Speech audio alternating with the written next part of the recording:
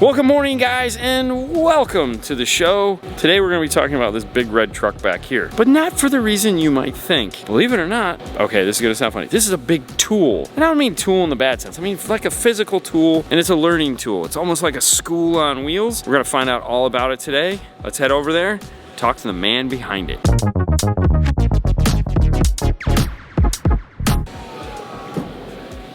Good morning, Brian. Good morning. How are you? I'm great. How are you doing? You know, yay. Yay! So I was telling the fine listeners here, this is not a truck, this is a tool.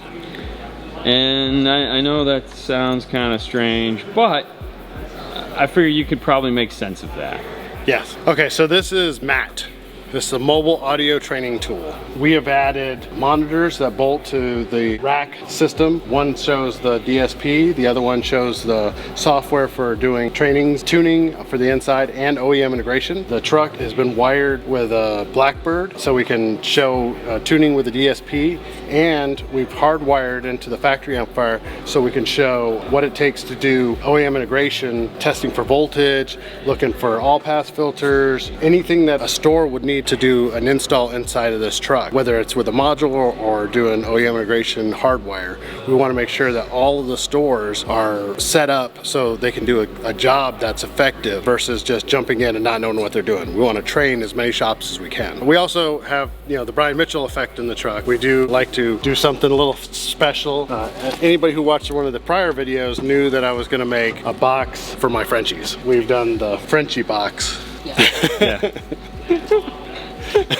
So not all of the stores use the same equipment. So we wanted to make sure this is kind of a non-denominational training. We want to show other manufacturers' products as well as our own. I feel very comfortable with what ours do, but there are some items that other people might use, and I want to make sure they're trained up on those. I have personally learned how to use all of the different tuning devices and OEM integration devices so I can help other stores use them effectively. So we have the Moscone little Pico DSP, we have the Blackbird 1000-watt 8-channel with 4 extra channels for DSP out. Snap-on multimeters, SMD impedance meters. Oh, and my favorite, the IRTA. It's the best thing on the table, there's no doubt about it. The Barney heads, we have the JL Audio Max, we have my personal favorite that I use most of the time is my Chewy 7 microphone, That's from Natan. Yeah. So for the guys that caught the Arena X video it did, Natan was a gentleman in that had that beautiful red Suzuki with them in there, and this is his tuning rig that he made custom. Yeah, so this one is actually made with Chewy's face on it. I know we're a little obsessive with the Frenchie stuff, but that's just what I am. We also have OEM harnesses that plug in. Many cars don't even have to have the harness cut anymore to do OEM integration. So this one's from PAC.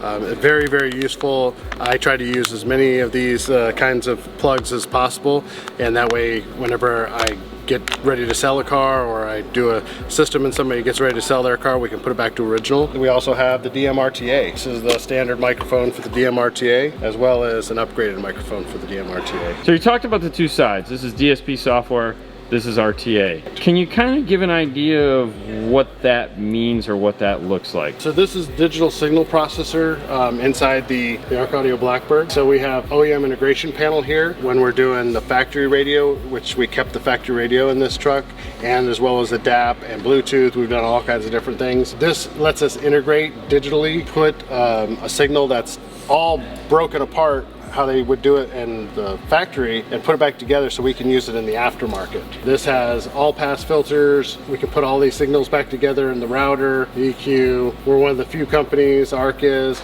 that gives you about 259 all pass filters. Not that you're gonna need 259 all pass filters, but God, I hope not. I hope not either, but if you're gonna use the IRTA too, you're gonna need all pass filter capability. So we have polarity, we have EQ, actually 37 bands per channel. You have 31 bands for regular tuning and then an extra 7 bands if you want to use a parametric, as well as all pass filters on the outputs. So if you're using a Max and you're using their software highest ability, having extra all pass filters filters are a big thing, so we give you plenty of tools to do that with. Also digital in, coaxial digital in, all kinds of cool stuff on the processor. It's pretty amazing, and it's this big. Yeah, we just saw it, man. Yeah. No. I know, but it's this big.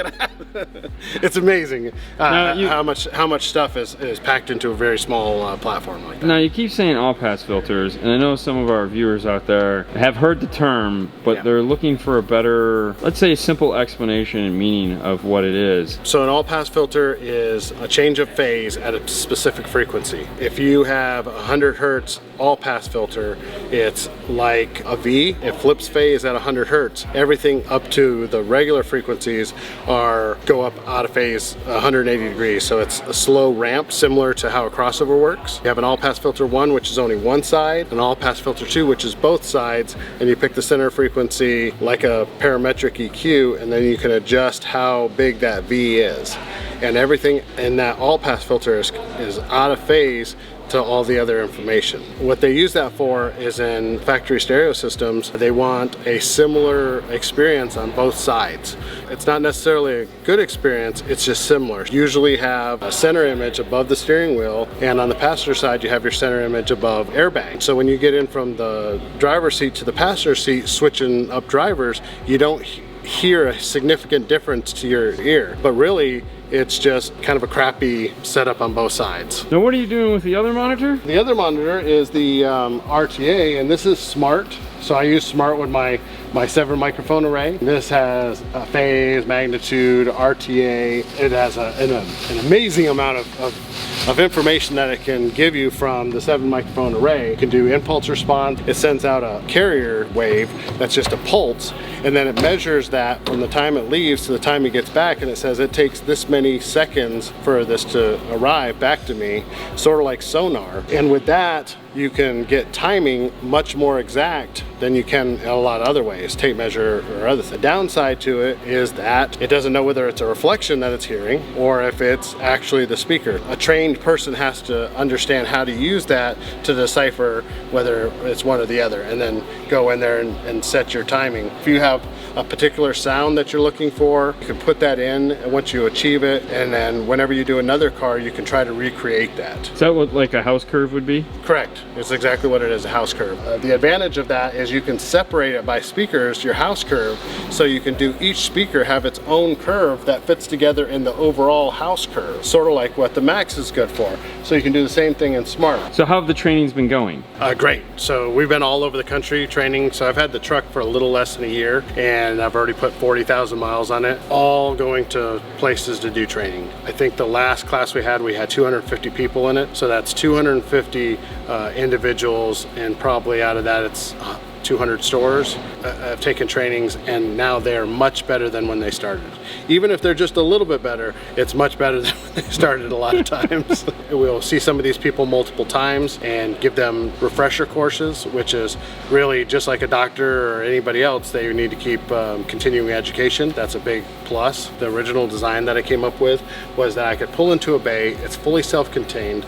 I'm using the Wi-Fi in the truck to interface with everything. I'm also using the 110 outlets to power the TVs and the computer. There's a dedicated computer with Wi-Fi.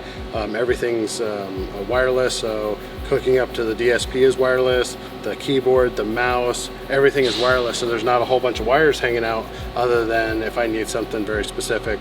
Like this show here, we had to have microphone and speakers because there was so many people here to be able to hear the whole presentation. Well, Brian, thank you so much for coming up with probably one of the coolest tools ever that I cannot buy, because no, it's not going to happen. It's not going to happen. You could though. You could. Everything's for sale.